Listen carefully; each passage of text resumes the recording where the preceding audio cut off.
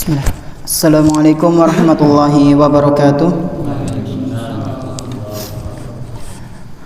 Alhamdulillahirabbil alamin wassalatu wassalamu ala nabiyyina Muhammadin wa ala alihi wa ashabihi wa man tabi'ahum bi ihsanin ila yaumiddin. Alhamdulillah, segala puji bagi Allah Subhanahu wa taala di mana Dia telah memberikan kepada kita semuanya nikmat yang begitu banyak. Dan di antara kenikmatan yang Allah Subhanahu wa taala berikan kepada kita yaitu nikmat sehat, nikmat iman, nikmat kita bisa kembali melaksanakan sholat berjamaah di salah satu rumah-rumah Allah Subhanahu wa taala yang kita cintai ini. Salawat beserta salam semoga senantiasa tercurah limpahkan kepada Nabi kita yang tercinta, Nabi Muhammad sallallahu alaihi wasallam, serta para keluarganya, para sahabatnya dan umatnya yang senantiasa mengikuti sunnah-sunnah beliau hingga hari akhir nanti. Jemaah sekalian yang semoga senantiasa dirahmati oleh Allah Subhanahu wa taala. Kemarin kita sudah membahas tentang adab salam kepada non-muslim. Boleh mboten Pak Bu? Salam kepada non-muslim. Hukumnya boleh tidak? Hah? Tidak diperbolehkan. Kita memulai salam kepada non-muslim tidak diperbolehkan. Kalau mereka yang memberi salam kepada kita, kita boleh jawab atau tidak? Boleh. Dengan redaksi bagaimana? Wa alaika atau wa alaikum. Kalau sesama muslim kan Waalaikumsalam warahmatullahi wabarakatuh, lengkap. Atau Waalaikumsalam warahmatullahi.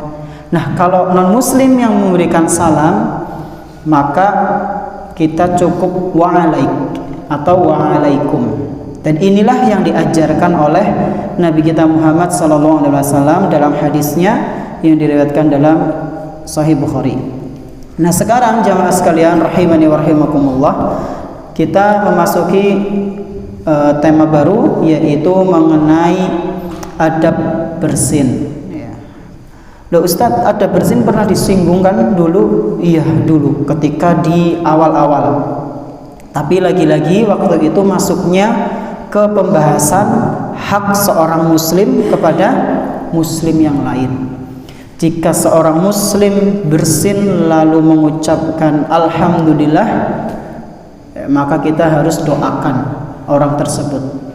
Nah, doakannya di sini inilah yang dijelaskan dalam pembahasan ini.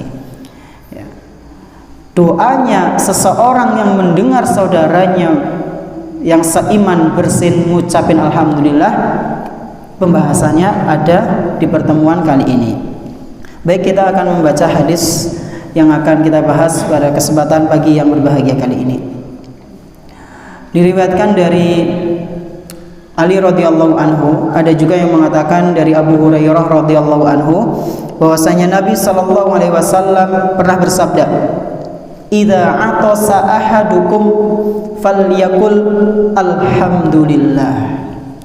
Apabila ada salah satu dari kalian yang bersin, maka ucapkanlah alhamdulillah. Wal yakul lahu akhuhu aw sahibuhu yarhamukallah. Dan saudaranya yang ada di samping yang mendengar saudara muslim yang tadi bersin lalu mengucapin alhamdulillah, maka hendaknya dia mengucapkan doa kepada saudaranya dengan doa yarhamukallah. Sudah pada hafal nggih? Alhamdulillah. Fa idza qala lahu, nah kalau yang bersin ini mendengar saudaranya tadi ngucapin doa kepada dirinya, maka dia mengucapkan tadi qala lahu yarhamukallah falyakul yahdikumullah wa yuslihu balakum. Nah, saudaranya ini yang tadi bersin mengucapkan alhamdulillah lalu didoakan oleh saudaranya dengan doa yarhamukallah, maka saudaranya yang bersin dirinya ini yang bersin membalas doa yahdikumullah. Yahdikumullah. Semoga Allah memberikan hidayah kepada engkau, wa yuslih balakum, dan semoga Allah memperbaiki keadaan. Masya Allah, saling mendoakan jamaah sekalian. Hadis ini diriwayatkan oleh Imam Bukhari. Jadi bapak-bapak dan ibu-ibu rahimani wa rahimakumullah, kalau ada yang bersin, maka hendaknya dia mengucapkan alhamdulillah. Kalau kita mendengar teman kita bersin lalu mengucapkan alhamdulillah, kita ucapkan yarhamukallah. Maka teman kita ketika mendengar doa kita yarhamukallah, dia hendaknya berdoa yahdikumullah wa yuslih balakum.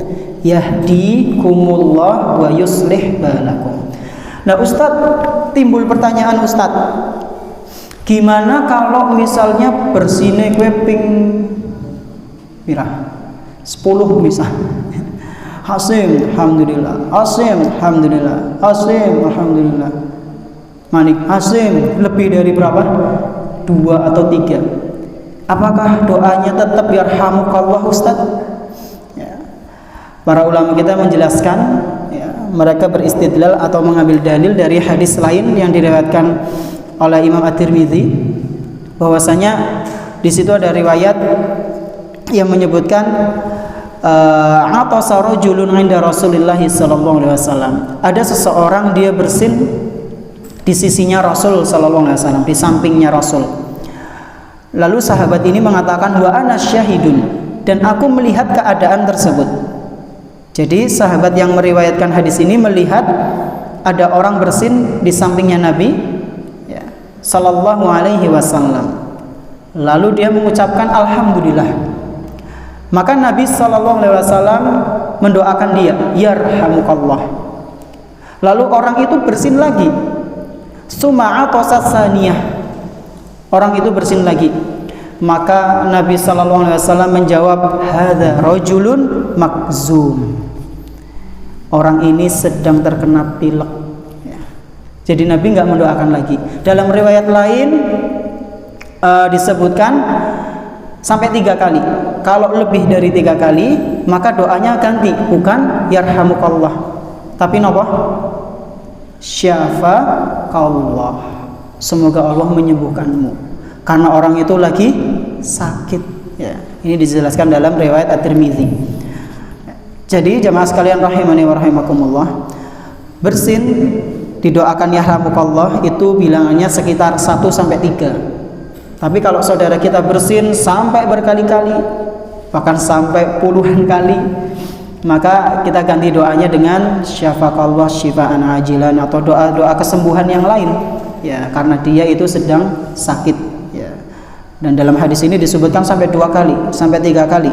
Maka Rasul langsung mengatakan ini orang lagi sakit pilek. Nah jamaah rahimani wa rahimakumullah, inilah tentang pembahasan ketika seseorang sedang bersin, ya, hendaknya saling mendoakan orang yang bersin dan juga orang yang mendengar doa dari orang yang bersin. Dan ada hikmah di balik mengapa kita mengucapkan alhamdulillah dari bersin.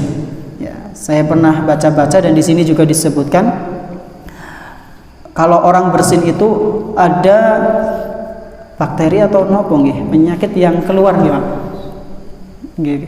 Nah itu membuat plong otak, kepala itu otak. Di sini para ulama mengatakan fal mutasu ni'matun minallah. Bersin itu adalah nikmat dari Allah.